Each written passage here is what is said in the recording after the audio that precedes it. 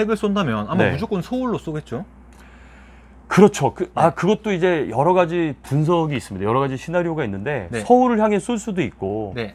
지금 사드가 성주에 배치된 이유는 네. 많은 사람들이 왜 서울에 인구의 절반이 수도권에 몰려 있는데 왜 성주에 있느냐라고 궁금해할 수도 있어요. 네. 그런데 그 중에 하나는 핵이 서울 수도권이 아닌 다른 지역으로도 날아갈 수 있다는 가정 때문에 거기에 있는 거거든요. 뭐 대구나 부산이나. 뭐 그렇죠. 이렇게. 그게 결국 부산이 될 거예요. 왜 그러냐 하면 아까 말씀드린 대로 동맹국의 자원이 한국으로 들어오는 네. 그 루트 중에 하나가 바로 부산이죠. 아, 저 육군 나왔는데 네. 부산에서부터 이렇게 쭉 올라가잖아요. 그렇죠, 그렇죠. 지키는 걸 제가 했었거든요. 아, 그럼요. 병참선. 네. 네. 전쟁이 만일에 난다고 하면 바로 동맹국인 미군의 엄청난 전쟁 지원 물자들이 부산으로부터 하역이 되어서 위로 올라가게 되거든요. 네. 그러니까 그 핵이 전쟁 물자, 지원 물자가 도착하지 못하게끔 타격을 할 수도 있는 거죠. 그렇기 때문에 그걸 방어하기 위해서 성주에 있을 수도 있는 거예요. 제 의견은 그렇다는 겁니다. 근데 이제 북한에서 핵을 이렇게 쐈어요. 네. 그럼 그거를 공중에서 격추시킨다고 했잖아요. 그렇죠. 근데 핵이 날라오잖아요. 네. 그걸 격추를 시키면 네. 공중에서 핵폭발이 일어날 거 아니에요. 네네네. 네. 그럼 그래도 그 피해를 받지 않을까. 그게 또 많은 분들이 그게 좀 네. 오해를 하고 있고 또 그게 궁금한 게 당연하기는 해요. 근데 핵미사일이라는 것에서 이제 날라오게 되면은 타겟 에어리어 목표 지점에 오기 전에 얘가 무장을 하는 조건이 있어요. 네. 미사일이. 즉 핵폭발이 일어나기 위한 조건이 있거든요. 네. 그래서 그게 일어나야만이 정확하게 핵융합이 일어나야만이 핵폭발이 일어나게 되는데 우리 미사일이 요격 미사일이 이 핵 미사일을 때리게 되면은 네. 그 조건을 파괴시켜 버리는 겁니다. 그래서 공중에서 핵폭발이 일어나지 않는 거예요. 그래서 안전한 겁니다. 근데 많은 사람들이 네. 핵미사일 날라오게 되면 여기서 터지지 않겠느냐. 그래서 네. 그 열이나 그 핵 방사능 뭐 이런 거에서 피해를 입지 않겠느냐라고 네. 생각하는데 그렇지 않은 거죠. 그럼 북한에서는 하나 또 쏘도 되잖아요. 그렇죠. 하나 더 쏠 수 있죠. 네. 그러면 사드도 한 발 더 쏘겠죠. 네. 우리도 사드도 한 발만 있는 게 아니거든요. 네. 그러니까 쏘면 우리도 쏘고 또 하나 날라오면 또 쏘고 이렇게 되는 거죠. 그럼 이 사드의 적중률은 몇 프로 정도 돼요? 이것은 사실은 그 아직까지 실전 데이터는 없기 때문에 네. 가정을 한다면. 네, 만일에 가정을 한다면 약 한 80% 정도의 요격률을 가지고 있다고 봅니다. 80%요? 네. 20%는 그 못 먹으면 그냥 가는 거예요, 그냥? 그렇죠. 아니 100%가 없으니까. 아니 2%도 아니고 20%의 그 불확실성이 남아 있는 거예요? 있습니다. 예. 20%의 불확실성이 남아 있지만 네. 우리가 이거는 일종의 프레임 뷰로 봐야 되는데 네. 반대로 80%의 막을 가능성이 있다라고도 생각을 해야죠.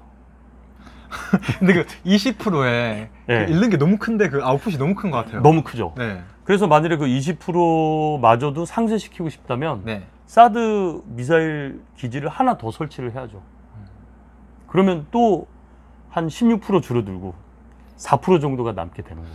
미사일 하나 딱 쏘면 네. 그 사드를 막 여러 개 이렇게 쏘면 되지 않을까? 그래도 되는데 네. 실질적으로 패트리어트 같은 미사일은 실질적으로 타겟 하나에 2발씩 쏘기도 합니다. 네.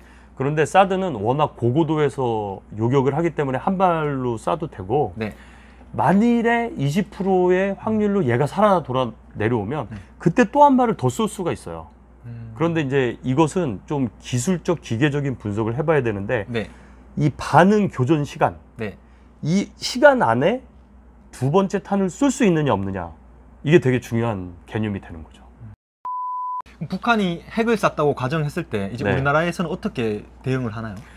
일단 네. 핵을 쏘기 전까지 최대한 핵을 못 쏘게 우리가 국가 전략을 가지고 있겠지만 만일에 핵을 쐈다 그랬을 때는 유일한 수단은 사드밖에 없어요. 그거 하나만 믿고 있는 거예요? 그냥? 네, 그럼요. 사드 하나로 막을 수밖에 없습니다.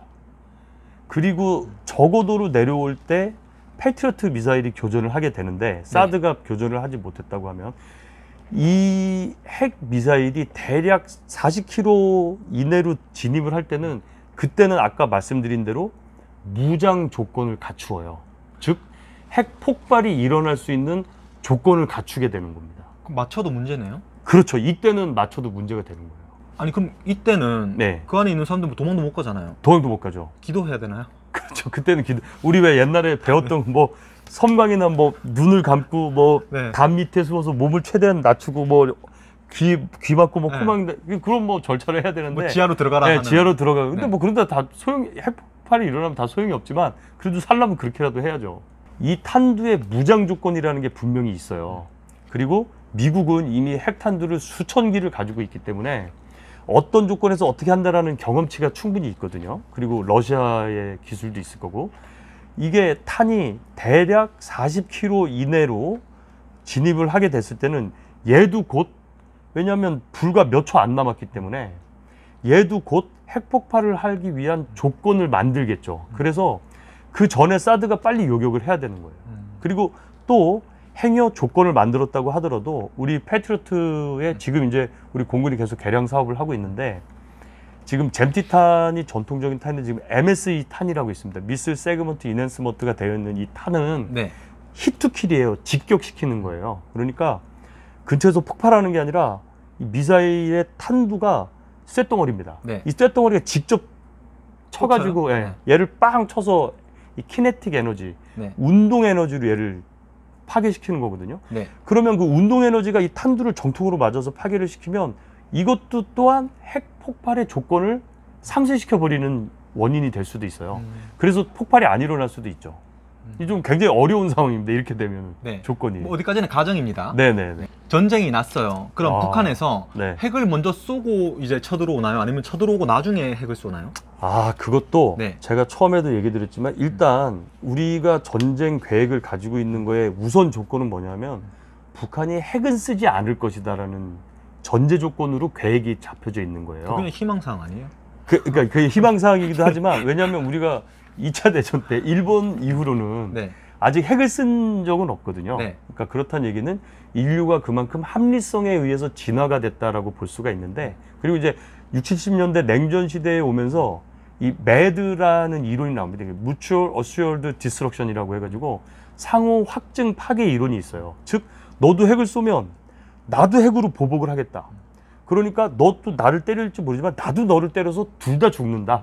일종의 그게 이제 매드 전략이라고 합니다. 그러다 보니까 아직 핵을 쓴 거는 없는데 북한도 마찬가지예요. 북한이 핵을 만일에 쏜다고 하면 네. 우리의 우방국인 동맹국인 미국이 핵을 써줄 것이다라는 동맹국 간의 어떤 비밀 조약이 있습니다. 그로 인해서 미국이 한국에게는 영원한 동맹으로서의 핵 우산을 제공하겠다라는 의지가 있는 거예요. 그런데 사실 작년에 굉장히 재밌는 일이 있었는데 중국도 네. 북한에게 핵 우산을 제공하겠다고 천명을 한 적이 있어요. 그렇다는 얘기는 뭐냐면 북한이 대한민국을 향해서 핵을 쏘면 우방국이고 동맹국이 미국도 북한을 향해서 핵을 쏘겠다라는 것까지는 돼 있는데 네. 그러면 중국이 네. 북한을 위해서 핵 우산을 제공하겠다는 건 무슨 뜻이냐면 중국도 미국을 공격할지도 모른다라는 게 가정이 성립이 되는 거죠. 뭐 세계대전. 그렇죠. 그럼 이제 세계대전이 일어나는 거예요.